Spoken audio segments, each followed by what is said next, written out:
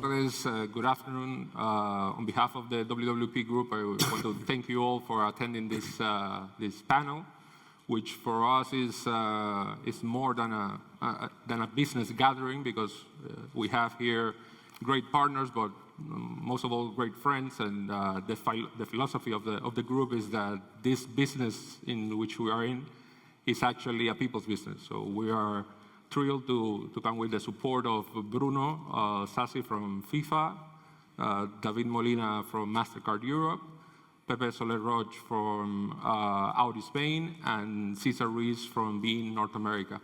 So I just hope that whatever we come here to tell you is of use and entertains you and gives you some insight. Bruno. Very good. Thank you very much, Rayde. I'm happy to be back on this stage after yesterday. I'm a bit of an odd man out here. I'm the only one not dealing directly with marketing. So what I'll be doing is just handing the floor to everyone who really knows what they're talking about. Within FIFA, we, of course, have an asset that's indisputable. That is the FIFA World Cup. That is the main property that we sell.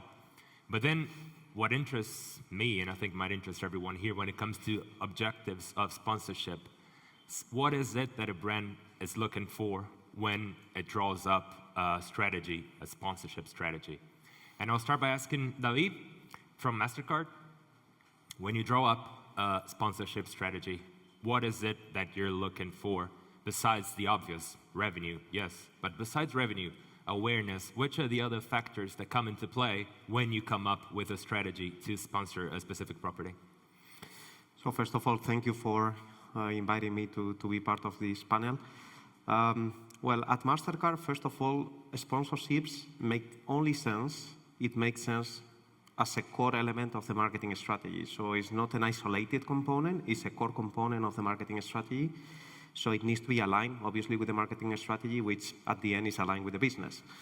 What we ask ourselves first is how the sponsorship property can help us to personify Priceless. Priceless is our brand platform, let's say, and the role of sponsorships is really to make Priceless a real tangible thing. And for that, it only makes sense if it is relevant for consumers, for fans. And if we add, we do a lot of research on that just to make sure that the fan passion is behind a property, is enough, makes sense, how we can engage all of that, because otherwise it doesn't make any sense. And on top of that, we are a quite unusual type of company in the sponsorship model, because we only, when we sign a deal, we secure what we call the pass-through rights. So we don't sell anything to the consumers. So our partners are mainly financial institutions globally.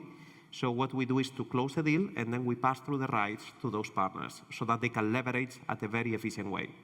So, I mean, to make the long story short, it needs to be relevant for the fans, for the consumers, needs to be relevant for our partners. If it doesn't tick the two boxes, it will never bring Priceless as a tangible thing.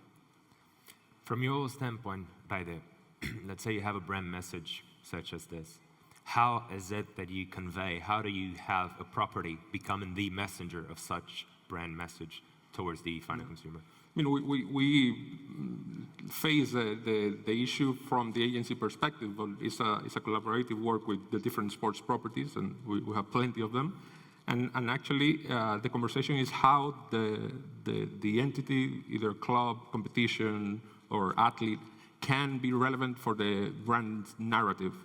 And to the point of David is actually that we need to start thinking about what is the business of the sponsor and be able to build the platforms that are relevant for conveying that message and securing those objectives. It's not a matter of one size fits all, but it's just a condition of the property to put on the hat of the potential sponsor and build it around their business. Now, we're all talking about universal and international brands here. How is it, and I asked Pepe from Audi, how is it that geography comes into play, meaning you have overarching goals throughout the whole world, and you have specific geographic targets and objectives. How do you merge the two? How do you market a specific brand? Some other place in the world, say Bayern Munich, they're from Germany. How do you market that in the US market, for example? How do you separate international from local when you think about sponsorship? Well, first of all, thanks a lot. Thanks, Rayde, for inviting me, inviting Audi. It's a pleasure to be here. Well, regarding the global strategy for football, what we are looking for in Audi, it's as a premium brand, as a leading brand in the automobile sector, we're always looking for being with the leaders in whatever we do. And regarding football, we have a local strategy to be linked with the best clubs in the world. For example, as you said, in Germany, we're linked with Bayern Munich. In the UK, we were linked with Manchester United, then with Chelsea. In Italy, with Milan, even though the results of Milan lately, they're not so good. And in Spain, we have this situation during the last, let's say, 10 years or 15 years that we have two of the best clubs in the world, FC Barcelona and Real Madrid, with probably top players, the best players in the world. So what we're looking for, as I said before, is link our brand with the leaders of the market and to have the best players of the world driving our cars. But this is, let's say, the global strategy. When we go locally, for example, in the United States, it's a different situation because we don't have like leader teams because it's a growing market. What we have is a league, the Major League Soccer, which is growing. And Audi of America decided to invest in this league as, let's say, the leading league in soccer in the United States. Yeah. And I think when it comes to the market in the US, César is quite entitled to talk about it from the media standpoint, especially being from BeIN Sports. I want you to tell me about it. How is it that media plays a role in this brand consumer narrative nowadays? That we used to have a scenario when it was all about just having your brand there, and by having your brand somewhere, this was the message to the consumer, period. How is it that media plays a role in this brand to consumer narrative? Yeah, I mean, I think it's changed over the last couple of years. You know, you've had, the way that it used to be presented was, you know, you have a group that basically negotiates the rights for La Liga, you know, and what I would say is that in the US, the way that it's sort of been evolving is that we're trying to make the conversation on the media side, on our side, be a little bit more relevant or connected to what's happening with the partners that are affiliated with the leagues. So the NFL, for example, if we're talking about the US, the NFL does a great job of when they do their deals, all of their partners are somehow tied to the media partners, right? That is an automatic, it has to happen. So if, say, Gatorade or Gillette is a sponsor of the NFL, then by virtue of that sponsorship, then they are affiliated with, say, an ESPN or a Fox or NBC. See, on the world's global soccer standpoint, that's not necessarily where we are, right? Maybe FIFA does that somewhat, but it's not even a given that a FIFA sponsor. See, before I worked at ESPN. Before I worked at BeIN, I worked at ESPN. So I sold the World Cup, right?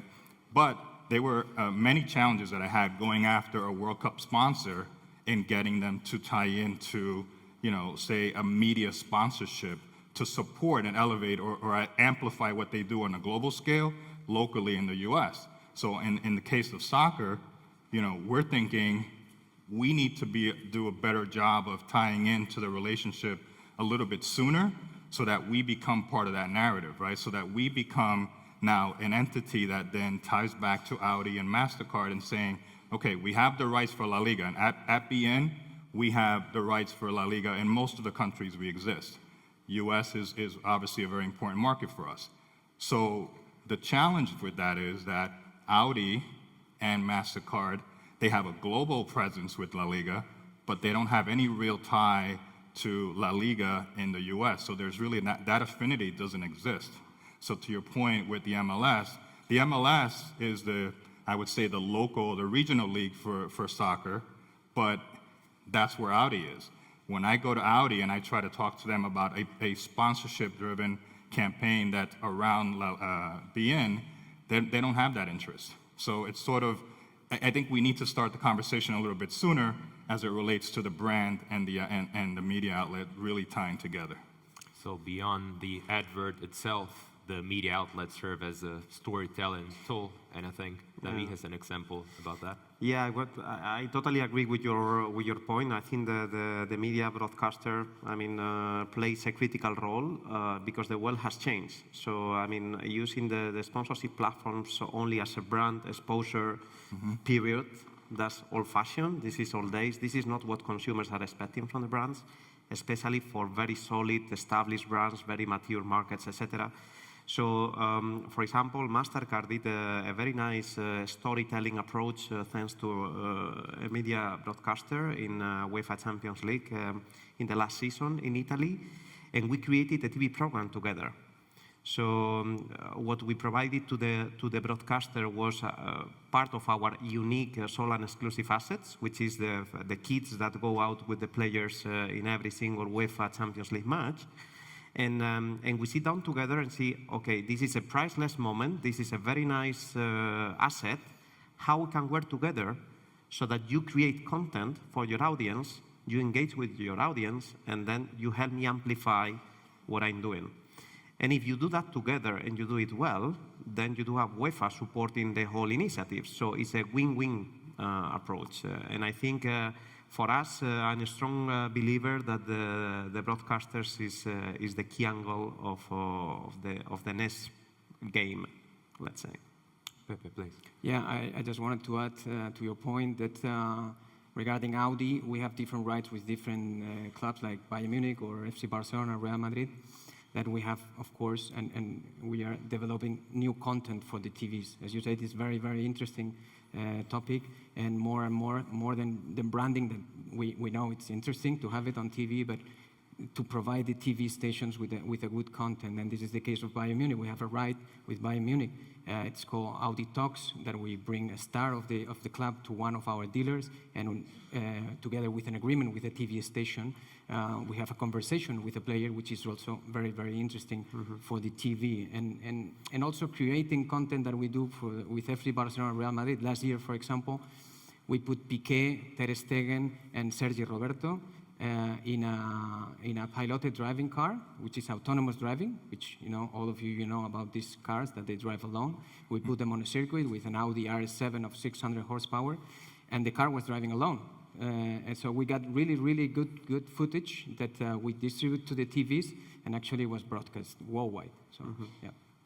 So we're talking about awareness. We're talking about marginal value that's not really clear. We're talking about different ways that go beyond simple adverts.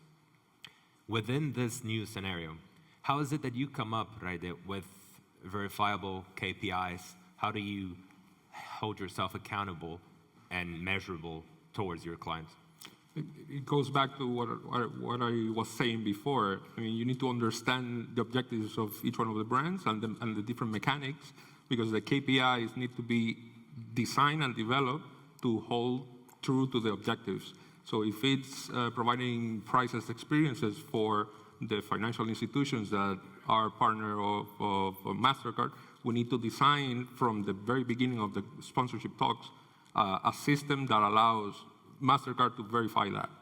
Some of the brands which are more evolved work with their agencies and have those decks and so on. In the case of Pepe and Audi, it's very clear. I mean, they are in it to sell cars and to sell a status through the car. So there are things that go to the business side of it that actually needs to reflect the objectives of the sponsorship. From both David and Pepe, I would like to know, what are the questions that you ask yourselves when you look at a property? Which are the specific boxes that they have to tick with regards to what your company is looking for and to what is already existing in this property, including in terms of the companies that are already associated with that brand? So if you have to really create an objective profile of a specific property, what are the objective questions that you come up with? So we do have a very strong internal methodology to avoid subjectivity into the decision-making process of sponsorships, which, by the way, I mean, it's impossible to avoid because we are human beings. And what we try to avoid is that your personal passion is the driver of signing a property. In other words, if you like very much football, you need to be in football. No, this is what we are trying to avoid. In fact, for example, I don't like football. So this is people that know me know that very well. So, but I'm a strong believer on the football platforms, for example, globally. So this methodology puts us in the consumer as the centric. So what we do is all the ticking box needs to be always relevant for the consumer. So we make a very exhaustive research on why a fan is a fan of that specific sport in that specific platform, in that specific country. And if it makes sense, at a reasonable cost, of course, we go for that. But remember that on top of that, which is the basics, we need to understand that how it helps differentiate our brand and how it helps differentiate our partners' brands as well. So, for example, if I go to a property and within that property there are banks already as existing partners, I need to really deep dive on which will be the impact on my business on that. Okay, so, and this is something that we do in a very strategic modeling approach. So we do have teams working only on that. Pepe? Yeah, I mean, we have a global strategy of Audi worldwide, and depends on the objectives that we have for each property. For example, with football, we were looking mainly about awareness and link with the leaders, like I said before, leaders like FC Barcelona, Real Madrid, Bayern Munich, and that was a clear objective with these sponsorships. But we have another sponsorships which they don't have this objective, like awareness. I will say, for example, golf. We sponsor golf worldwide. We organize approximately 4,000 tournaments of golf around the globe. In Spain, we have approximately 60 tournaments, and they're all amateur. And of course, with that, we're not looking for an awareness, because even though we have an agreement with the only TV channel of golf in Spain, which is Movistar Plus Golf, and we have some presence on TV, but this is not our objective with that. Our objective with that is to get in contact with our target group. We know that the golfers, it's a really clear target group for Audi, like we have in ski, for example. Ski in Spain is not very popular regarding TV coverage, but skiers normally is a good target group. So this is why we sponsor the Spanish Federation, and we organize events around the best ski resorts in Spain, because our target is there and we are looking for that target. Regarding motorsport, for example, we have been linked with Le Mans, and we've been winning Le Mans, I think it's 12 times out of the last 15. And we are linked also with the DTM, with this Sports Touring Car Championship. Why? Because Audi is a sport brand, and the values of motorsport are linked with our brand. So this is why we are linked also with motorsport. Depending on the let's say, objectives, we go to one property or another one. Rayde, I have a question for you, and then I want César to talk specifically about the US view on that. So are we right in saying that more than exposure to a brand itself, what we're all trying to sell here is a direct engagement with a fan? Absolutely. If you don't have that engagement, if you don't deep dive into the passion of fans and have a meaningful relationship, knowing that fans now are in control of what they want to consume, and feeding them stories or opportunities to interact with the different brands, you're lost. You need to build that I would say even a personal relationship with each one of the fans, and to make it relevant for your brand and for your business. And that's the challenge that the sponsorship has for the future. So it's good that you mentioned personal relation, because for a long time we thought about the sports, the media as one of the outlets, and the sponsors as another separate outlet. And now we're in an era where, with social media, with the ability to connect directly with the consumer, you can have this personal relationship you're talking about. And I guess it's fair to say that the United States are quite a prime example of that. And César probably has a lot of experience in seeing that happening and putting that into practice. Can you share with us? Yeah, I mean, I would say, again, I'll reference American football. The NFL in particular is the #1 league. And they've been the pioneers in sense of really connecting and taking it to the next level. I mean, outside of utilizing what they do on the local level with stadiums. Obviously, you know, they're in Europe and Mexico and things like that. But the biggest thing and the biggest, I would say, evolution is the fact that they're no longer afraid to sort of tap into that millennial that is sort of, you know, not necessarily a typical consumer of sports or content by way of the traditional linear channels. Now they're going through Twitter as an alternative, right? They've done a deal with Twitter. Facebook Live has become more and more prominent, right? So some of those things that now, where it used to be all siloed in the way that it was broken out, now social media really plays a big part in that. And so as a media outlet for us, we really need to be thinking about how we are going to engage that fan. You know, in the US, just as an example, the leading network is ESPN, right? I mean, they're by far the number one network in the US. They've lost about 8 to 10% of their subscribers in over the last year and a half. And what that is due to is the fact that they're losing that 18 to 21-year-old that's finishing school or graduating college. They're no longer interested in going out and getting a regular cable subscription. They're going out and they're getting their news, they're getting their sports via their mobile device, on their iPads, etc. So, you know, I have a 21-year-old son. He doesn't even know what cable television is. He watches, you know, everything he watches it on his phone. He has what's called a Sling TV account that basically for $29 US per month, he's able to watch ESPN, Fox, BeIN Sports, you have it, and that's how they consume it. We have to be cognizant of that. As brands, we have to be cognizant of that and how we speak to them. You know, and so I would say that the US, I don't know if it's much different here in Spain or anywhere else in the world, but I would say in the US, it's definitely one of the biggest challenges. But when we're thinking from a sponsorship standpoint and we're really tying those things together, we really have to be thinking about, you know, really what that consumer experience is, because they're the curator. They're the ones that own the content. They tell us when they want to receive that content, how they want to receive that content. And so if we're not really paying attention to what they're asking us for, then we're going to really fall out of place in that line. Yeah, and at the end, they will be the ones that will validate your strategy, your model, your approach, and absolutely. If it only makes sense for them. I mean, if not, they will tell you immediately. Yeah, I mean, we're competing now with your consumer. As a network, we compete with, you know, the consumer is a content creator now. So we compete directly with that person. We're not just competing with ESPN and Fox because, you know, via Periscope and some of these platforms like Tumblr, those types of things exist now, and it's really going to start taking away the ability for us as a network to really monopolize what we do. So we really got to be thinking about that next evolution and what we're going to do next.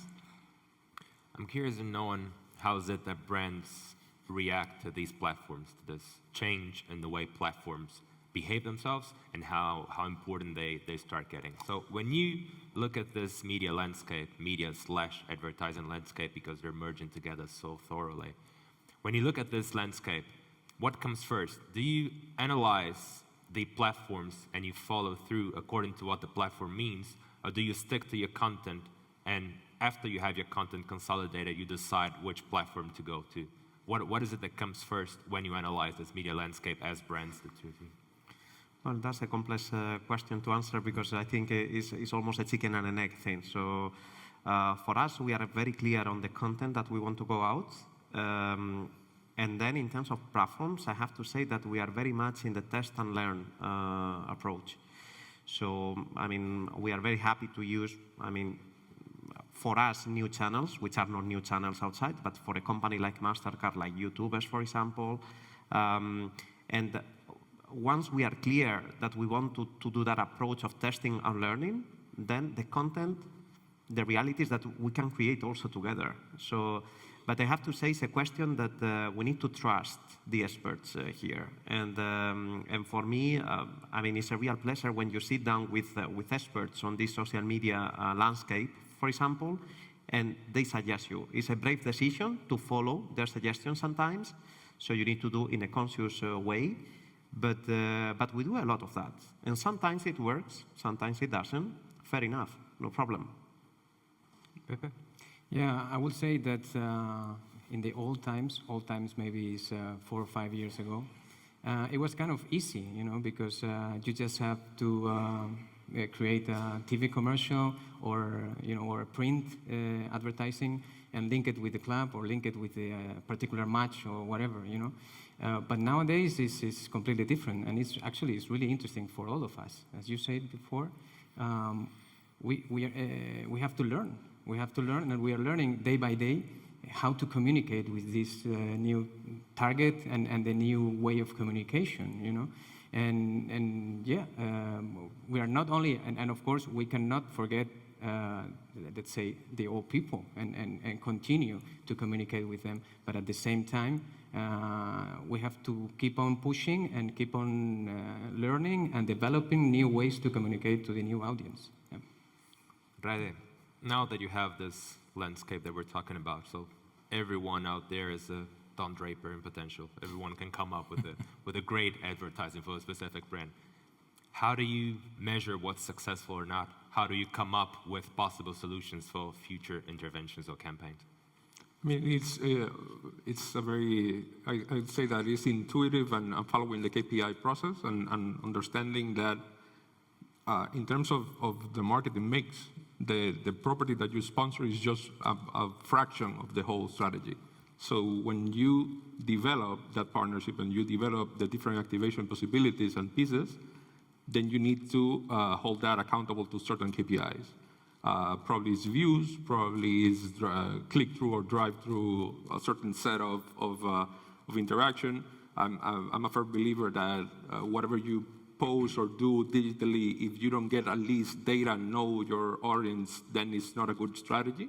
Because actually knowing your audience and building up your CRM systems is what allows you to do business, and probably more in the case of products to consumers than in the case that you are more a B2B platform, but your financial institution partners do that.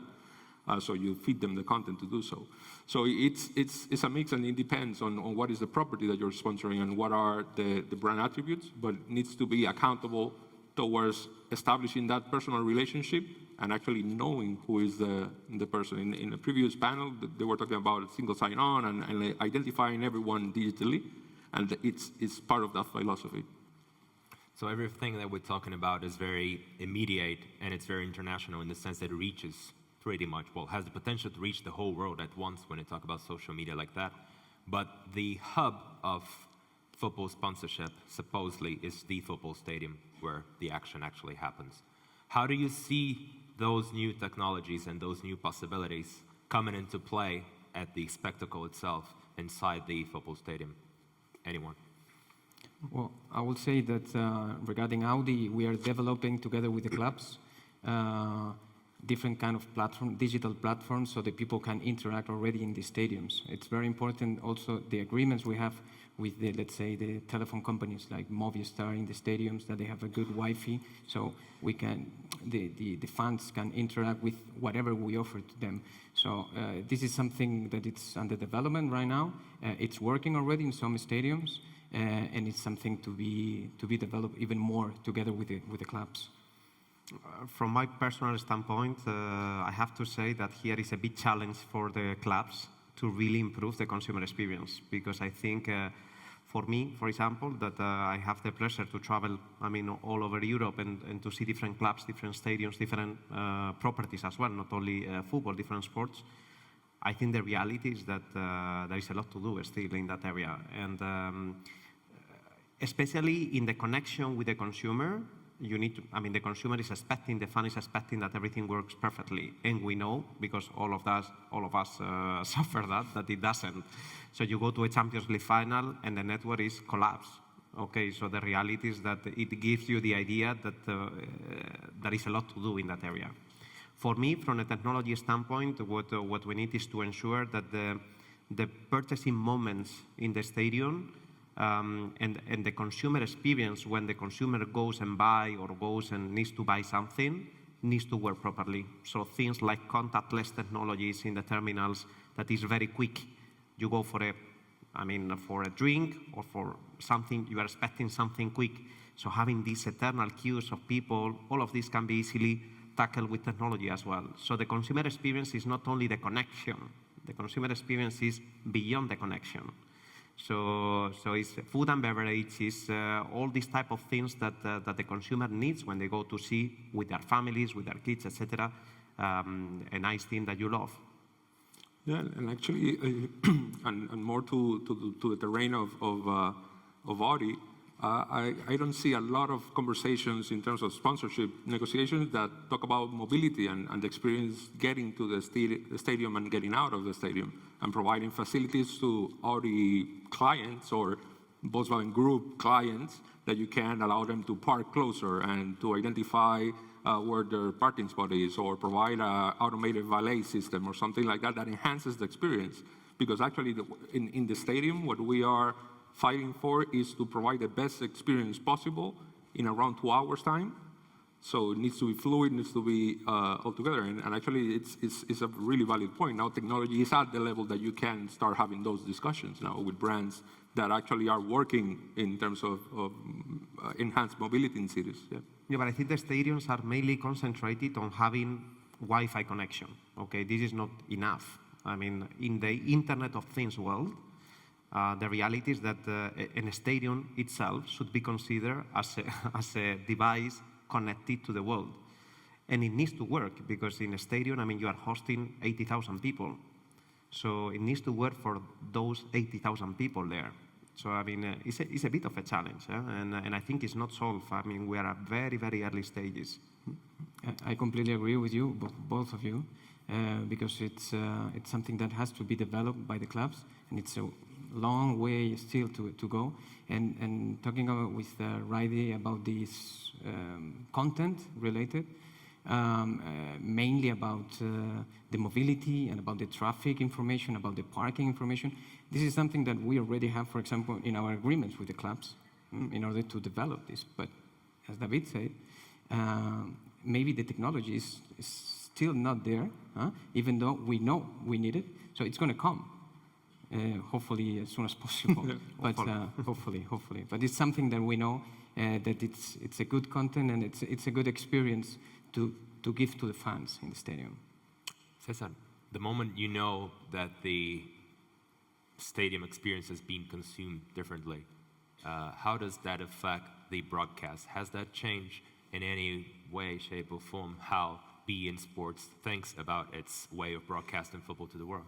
Yeah, certainly. I mean, I would say that when you look at a broadcast now globally, I mean, you're looking at the different things. Obviously, the obvious, which is the pitch, but you're now trying to capture moments. You know, when you talk about priceless moments, you're trying to capture things that are going on within the confines of the stadium that are sort of relevant to the telecast, that may be relevant to the consumer. You're trying to add components, you know, when there's a natural break in play, that maybe there is something that's a little bit more of that user-generated type content that can flow within the natural flow of the game. We are really working hard with partners like the mobility partners in the US to be able to bring that experience to the broadcast. So, you know, whether that be working with them in terms of providing exclusive content, which is not new, but providing exclusive content that is a way of just generating a new reaction, a new type of consumption that is additive, then that's the part that we play a role in. I mean, right now, when you're just throwing up a game and it's 2 hours and that's all you're really focused on, you know, it's not as appealing to that new viewer. I mean, you really have to provide something that's going to keep them engaged. Engagement is really our biggest challenge, right, in terms of what we do with that consumer.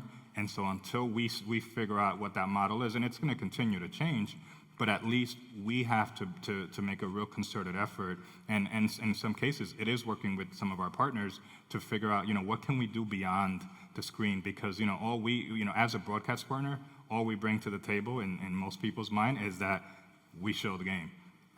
But we have the ability to do so more because, you know, people are consuming that content. They're consuming it on mobile, they're consuming it on tablet. So we have to be able to create an experience for them that keeps them engaged and wants to kind of really connect a little bit differently with the product. So BeIN is, of course, a media outlet, a media company.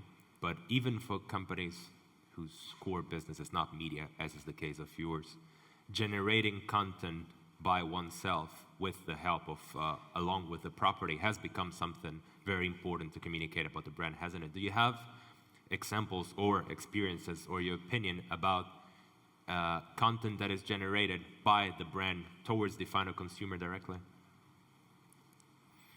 Well, yes, I mean, obviously it's part of our day-to-day. I mean, for example, what we do is in this priceless personifying model that we follow within the sponsorships, what we try is to do, okay, we get the broadcasters on board, the property on board. We do the experience there. I mean, we develop the priceless moment, whatever it is, through what we call priceless surprises as well on site.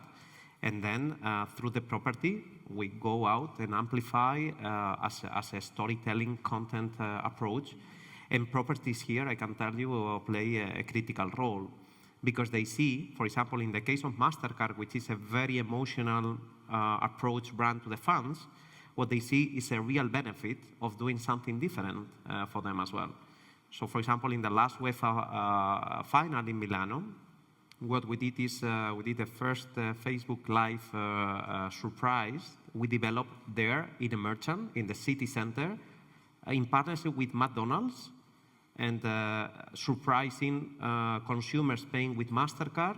We brought our ambassadors there. I mean, it was broadcasted, put it live immediately on social media. But the reality is that the property there plays a critical role. And then you see that your reach is immediately exponential. Pepe, how has it been, the relationship with your properties and this intention of creating content directed to the final user? Well, during the last years, we're really focused on creating interesting content for our fans and also for our target group. For example, you know, in the way of we launch a new product.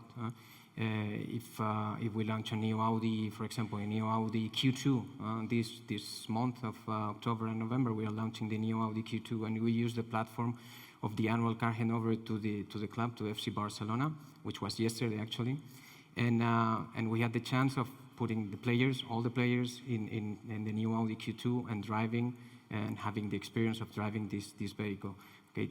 This generates automatically a content which is interesting for the media because apart from having the players playing on the grass, playing on the football field, they're always looking for something, any special content.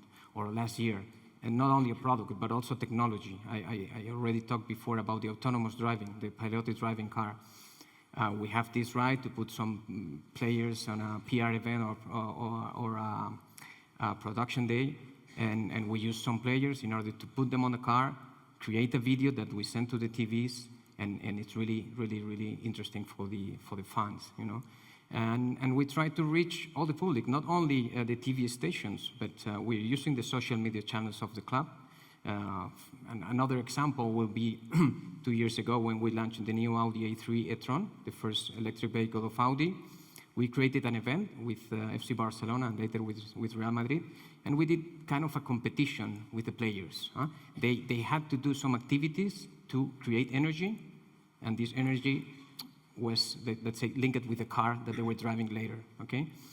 This created some really, really interesting content, like Messi and Neymar competing against each other, which was the one that was touching the ball more times in 1 minute, okay? I think, if I'm not wrong, for FC Barcelona is the most watched video on the YouTube channel of FC Barcelona. So yes, to answer your question, the content is really, really important for us now.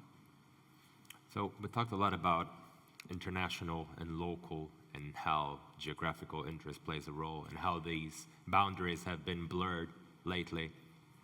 Just a few days ago, the UEFA president, Alexander Schifrin, he talked about the possibility of taking the UEFA Champions League final abroad.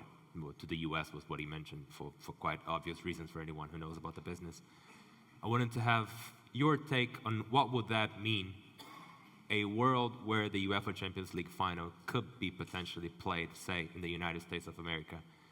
What does this mean in terms of a brand, a media outlet, an agency when it comes to thinking about sponsorship, thinking about activations?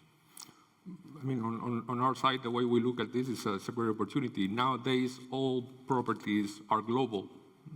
It's just a circumstance that they are playing in a specific territory at a certain time. So we shouldn't be bound by that circumstance in not looking at the globality of it. And I only see an uplift for sponsors or media and fans in general that actually love to see the final anywhere in the world. Mm-hmm. We are a real global brand, so I mean, for me, nothing really changes. In fact, we are very used to bring the UEFA Champions League finals every year to outside of the host country. So for me, I mean, I don't see any difference. I see, as Rayde said, an opportunity, I mean, to really show how the passion is there and how the consumer fans are everywhere. I mean. Well, we are not in the Champions League, as you know. But we have very but we have very international properties like Bayern, Real Madrid, or FC Barcelona that they go on tour every year during the summer, and it's proved to be a very worth it investment also outside their countries, because when they go to America, they go to Australia or China. I mean, our partners, let's say our importers in China or Australia and US, they always activate it, and we always try to, let's say, to be present there. Like this year with Bayern Munich in New York, you know, we did some activations on the street, which was very successful, and an opportunity, coming back to the previous point, to create some special content. How does that work in practical terms when it comes to the offices? When you take Bayern Munich to New York, for example, is there a dialogue between US and Europe branch? How do you come up with a proper strategy for activation in that situation, for example? Well, regarding international activation, it's centrally led by Audi AG in Ingolstadt, of course. But as the contracts, in the case of Spain, are signed here with Audi Spain, we have a direct contact with every market. And of course, we have to give them, let's say, the brief of what rights they have in their markets when the property arrives to their market. Yeah, but yeah, of course. And we have, internally, we have an international workshop every 6 months. Now we have the next one in Madrid, actually, here. And all the countries where we are sponsoring football, either a team or a league like the US, or activating like in China or Australia, will come all together, and we coordinate and we activate with a central strategy, yes. César, getting back to the previous question, what would change in your approach towards the Champions League final, for example, if you knew that it was to be played, say, in the United States instead? I mean, I don't think the approach would change. I think what would happen is that it would raise the level of awareness for that market. I mean, I don't know how familiar folks are here in terms of where this football stands in terms of the level in the U.S., but it's American football, it's college football, it's basketball, it's baseball, and then it's soccer, or this football. So for us, being able to bring a Champions League to the U.S. really helps in raising that profile. We would obviously, I work very closely with the Spanish League in the U.S. I mean, we share offices, actually. So for us, I mean, it's important that we start partnering with them, maybe even thinking about, a regular season match in the U.S., Champions League, Serie A, Bundesliga. I think those are all important that you start thinking about really how you capture that audience, because what happens is, as a fan, you're sometimes stuck to watching a Champions League game at 2:00 in the afternoon, whereas if it was in prime time, obviously you have a much broader audience, and then you can start engaging a lot more people overall. So I think it would be great for the U.S. if we were to do that, and just for all the brands that are associated, it would really be a good lift. Rayde, as our sponsor and host, would you like to say a final few words before we close it out? Actually, 1 hour is too short, but I thank you for your attention. I thank the World Football Summit organization for that, and thank you for hosting us and having us here. Very good. I'm thanking as well and closing it out. Thank you all very much. Thank you all especially for such valuable input. I'm sure everyone had quite a good time and quite an interesting take on all the different possibilities that sponsorship offers nowadays. Thank you very much, Bruno, Rayde, David, Pepe, César. Before closing this very interesting roundtable, I'd like to introduce a video about sponsorship. Thank you very much.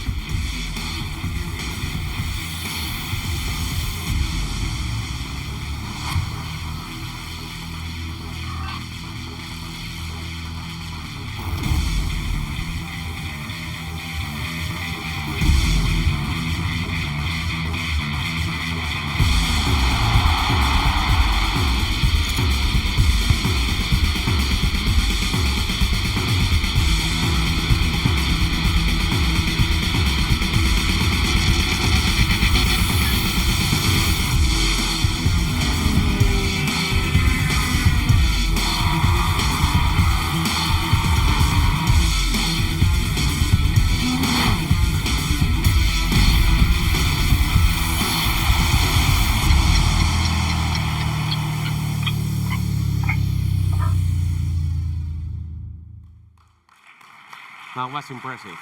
Thank you, man.